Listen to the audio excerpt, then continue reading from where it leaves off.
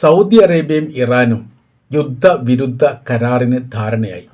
പരസ്പരം അങ്ങോട്ടും ഇങ്ങോട്ടും ആക്രമിക്കുന്നതുമായി ബന്ധപ്പെട്ട കാര്യത്തിന് ഏറെക്കുറെ ഒരു ധാരണയായതായിരിക്കുന്ന വിവരമാണ് ഇപ്പോൾ പുറത്തു വരുന്നത്. 1975 ഹെൽസിംഗ് അക്കോർഡിന് തുല്യമായിരിക്കുന്ന കരാർ വ്യവസ്ഥ പരസ്പരം ഇരു രാജ്യങ്ങളും തമ്മിൽ അംഗീകരിച്ചുകൊണ്ട് ആക്രമണമില്ലാത്ത ഒരു സംവിധാനം സൃഷ്ടിക്കപ്പെടുക എന്നുള്ളതാണ് ഇതുകൊണ്ട് ഉദ്ദേശിക്കുന്നത്.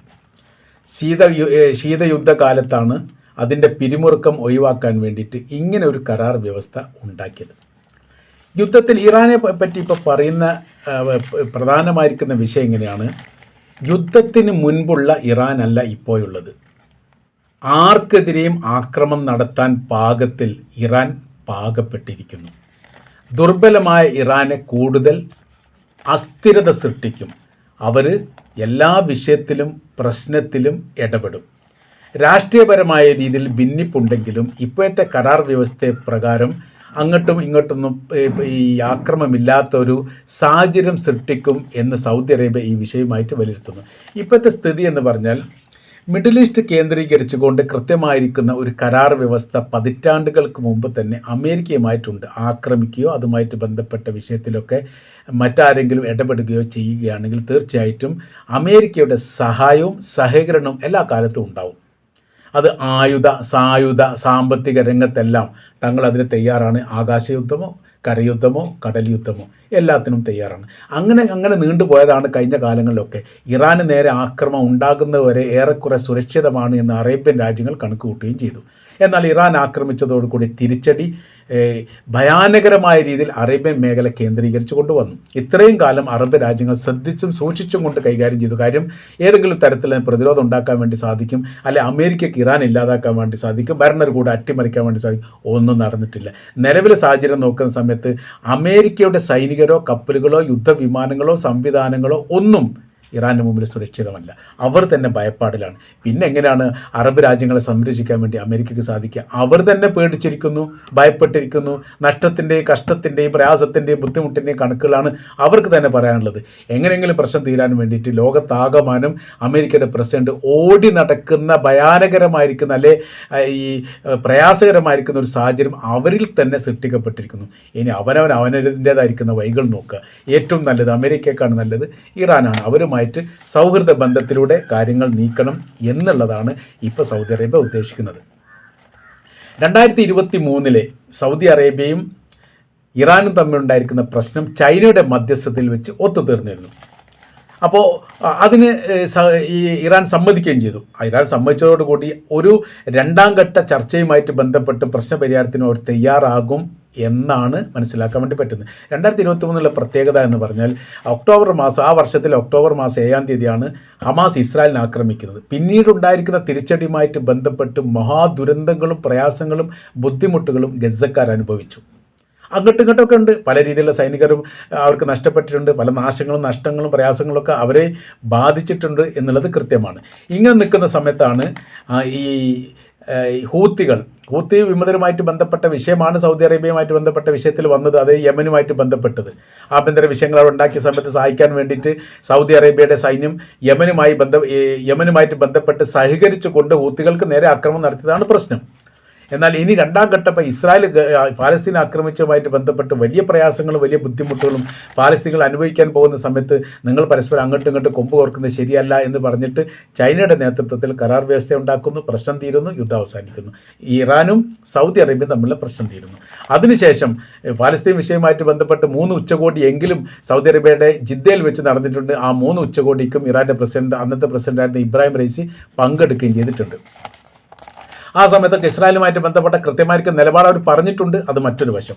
അപ്പോൾ ഇപ്പോഴത്തെ നിലവിലെ സ്ഥിതി എന്ന് പറയുന്നത് സൗദി അറേബ്യയുടെ സാമ്പത്തിക അസ്ഥിരത, എണ്ണയും ഗ്യാസുമായിട്ട് ബന്ധപ്പെട്ട ഡീസലും പെട്രോളൊക്കെ വിൽക്കുന്നതുമായിട്ട് ബന്ധപ്പെട്ട കാര്യത്തിലൊക്കെ വലിയ പ്രയാസം. നിർമ്മാണം പ്രൊഡക്ഷൻ കൂടുതൽ ഉണ്ടാവുന്നു, എന്നാൽ വിൽപ്പന നടത്താൻ വേണ്ടി നിയന്ത്രിക്കരുത്. ഹോർമുസ് കടലുമായിട്ട് ബന്ധപ്പെട്ട വിഷയമാണത്. അപ്പോൾ എണ്ണക്കടലിനെ സംബന്ധിച്ചിടത്തോളം ഉൽപ്പാദനം നിർത്തിവെക്കാൻ പറ്റില്ല. ഉൽപ്പാദിപ്പിക്കപ്പെടുന്ന ഗുഡോയിൽ ഒരു പരിധി വരെ സ്റ്റോക്ക് ചെയ്യാൻ വേണ്ടി പറ്റും.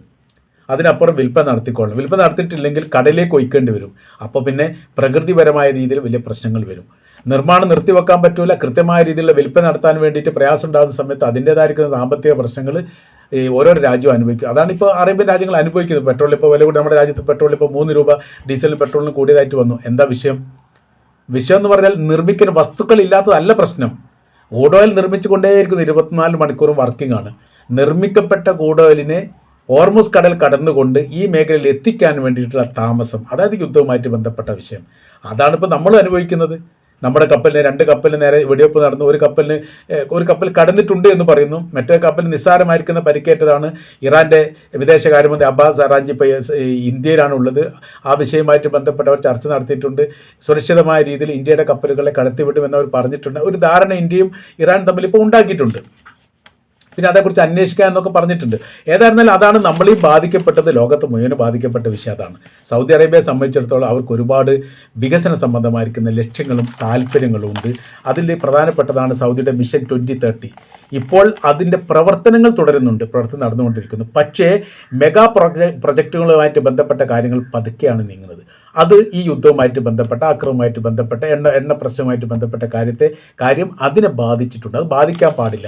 കൃത്യമായിരിക്കുന്ന ഒരു ലക്ഷ്യമാണ്. ആ ലക്ഷ്യത്തിലേക്ക് സൗദി അറേബ്യ എത്തണമെങ്കിൽ ഇവിടെ പ്രശ്നം തീരണം. അതാണ് അവർ ഉദ്ദേശിക്കുന്നതിൻ്റെ ചുരുക്കം. 1975 ഈ കരാർ ഉണ്ടാകുന്നത്. ഹെൽസിങ്കിൽ കരാർ എന്നാണ് പറയുക. ഹെൽസിങ്കിങ് കരാർ എന്നാണ് കരാർ. നമുക്ക് നോക്കാം. 1975 ഓഗസ്റ്റ് മാസം 1-ാം തീയതി ഫിൻലാൻഡിൻ്റെ തലസ്ഥാനമായിരിക്കുന്ന ഹെൽസിങ്കിൽ വെച്ച് ഒപ്പുവെക്കപ്പെട്ട കരാറാണ്. അമേരിക്ക, USSR, കാനഡ, മറ്റ് യൂറോപ്പിലെ 35ഓളം രാജ്യങ്ങൾ ചേർന്നുകൊണ്ട് ഉണ്ടാക്കിയിരിക്കുന്ന പരസ്പര ധാരണയുടെ അടിസ്ഥാനത്തിലുള്ള കരാറാണ് ആ പറയപ്പെടുന്നത്. പരസ്പരം യുദ്ധം കുറക്കുക അല്ലെങ്കിൽ യുദ്ധം ഇല്ലാതാക്കുക, അതിർത്തികൾ അംഗീകരിക്കുക, പരമാധികാരത്തെ മാനിക്കുക, ആഭ്യന്തര കാര്യങ്ങൾ ഇടപെടാതിരിക്കുക, രാജ്യസ്വാതന്ത്ര്യം പരസ്പരം മാനിക്കുക, വ്യാപാര, സാങ്കേതിക, സാമ്പത്തിക സഹകരണം വർദ്ധിപ്പിക്കുക, അങ്ങനെ തുടങ്ങി ഏകദേശം 20ഓളം കാര്യങ്ങൾ അതിൽ പറയുന്നുണ്ട്. പരസ്പരം അങ്ങോട്ടും ഇങ്ങോട്ടും ഉടമ്പടി പ്രകാരം ചെയ്തിട്ടുണ്ട് എന്നുള്ളതാണ്. ലോക രാഷ്ട്രീയത്തിൽ ഈ കരാർ വ്യവസ്ഥ വല്ലാത്തൊരു സ്വാധീനം ചെലുത്തി. അതാണ് ഏറ്റവും വലിയ പ്രത്യേകത. അത് അന്ന് മാത്രമല്ല, പിൽക്കാലത്തും ഇത് ഉപയോഗപ്പെടുത്തിയിട്ടുണ്ട്. പിന്നീടുള്ള യുദ്ധത്തിൽ ഈ ആശയം വല്ലാത്ത രീതിയിൽ പ്രയോഗിക്കുകയും അതിൽ വിജയിപ്പിക്കാൻ വേണ്ടി സാധിക്കുകയും ചെയ്തു. സൗദി അറേബ്യ പറയപ്പെട്ട കാര്യം ഇതാണ്. ഈ കരാർ വ്യവസ്ഥ പ്രകാരം നമുക്ക് എന്തെങ്കിലും യുദ്ധം അവസാനിപ്പിക്കണം, പരസ്പരം അങ്ങോട്ടും ഇങ്ങോട്ടും ആദരവോടും ബഹുമാനത്തോടും കൂടി പെരുമാറുന്ന രീതിയിലുള്ള സാഹചര്യങ്ങൾ സൃഷ്ടിക്കണം. 2 രാജ്യങ്ങൾക്കും അത് വലിയ രീതിയിലുള്ള ഗുണമുണ്ടാവും. ആ ഗുണത്തിന് വേണ്ടിയിട്ടാണ് നമ്മളിത് ചെയ്യുന്നത്. ഇപ്പോഴത്തെ നിലവിലെ സാഹചര്യങ്ങളും ഇറാനെ സംബന്ധിച്ചിടത്തോളം അവർക്ക് പ്രയാസമാണ്. അവർക്ക് വല്ലാത്ത രീതിയിൽ മുറിവേറ്റ് അവരെന്തു ചെയ്യും? അതാണ് വലിയ പ്രശ്നം. അങ്ങനെയുള്ള ആളുകളെ വല്ലാത്തൊരു രീതിയിൽ ശ്രദ്ധിക്കേണ്ടതാണ്, സൂക്ഷിക്കേണ്ടതാണ് എന്ന് ചുരുക്കം.